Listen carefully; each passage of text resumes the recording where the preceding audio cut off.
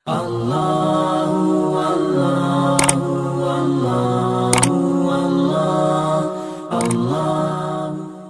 لیے نوجوانوں کو پوری ذمہ داری پہ کہہ رہا ہوں، دھڑا دھڑ جاؤ، اپنی شادیاں کرو۔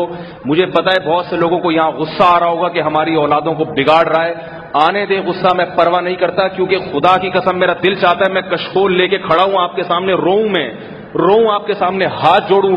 شریف خاندانوں کے گھروں میں جو زنا ہو رہا ہے اور جس طرح اولاد زنا کی طرف مائل ہو رہی ہے، اللہ کا واسطہ دے کے کہتا ہوں، اللہ کا واسطہ دے کے کہ اپنی اولاد کو جہنم کی آگ سے بچاؤ تم۔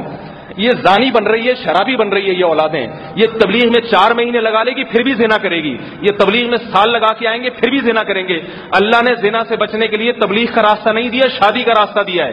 خانقاہوں میں بیٹھ کے بھی یہ زنا کرے گا، خدا کی قسم زنا کرے گا یہ، کیونکہ اللہ نے زنا سے بچنے کے لیے شادی اور نکاح کا راستہ دیا ہے، خانقاہوں کا محاسبوں مراقبوں کا راستہ نہیں دیا۔ قرآن میں جہاں بھی زنا سے بچنے کا حکم ہے آگے شادی کا حکم ہے۔ اس لیے میں کہہ رہا ہوں نوجوانوں سے جو کما رہے ہیں، جو بیوی کو رکھ سکتے ہیں اپنے خرچے پہ، ماں باپ کو اطلاع دیں، ان کو اعتماد میں لے کے کریں، ثواب ملے گا۔ اگر ماں باپ روکتے ہیں، ماں باپ کی ایک نہ سنیں اس میں، نکاح کرو، خدا تمہارا ساتھ دے گا۔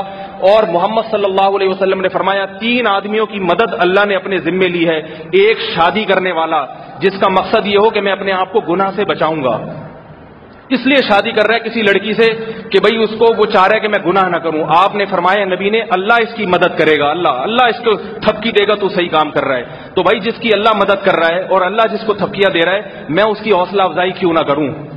میں نے علم اس لیے حاصل نہیں کیا کہ معاشرہ جو کہہ رہا ہے میں اس کے پیچھے چلنا شروع کر دوں، میں نے علم اس لیے حاصل کیا ہے کہ میں جو اللہ اس کے رسول کی بات آپ تک پہنچاؤں، آپ کو اچھی لگتی ہیں سنیں، ورنہ کہیں اور مسجد میں جا کے بیان سنا کریں۔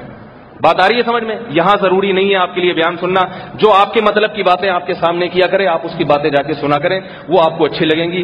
ہمارے پاس آنا ہے تو ہم وہ باتیں کریں گے جو ہماری سمجھ میں آ رہی ہیں۔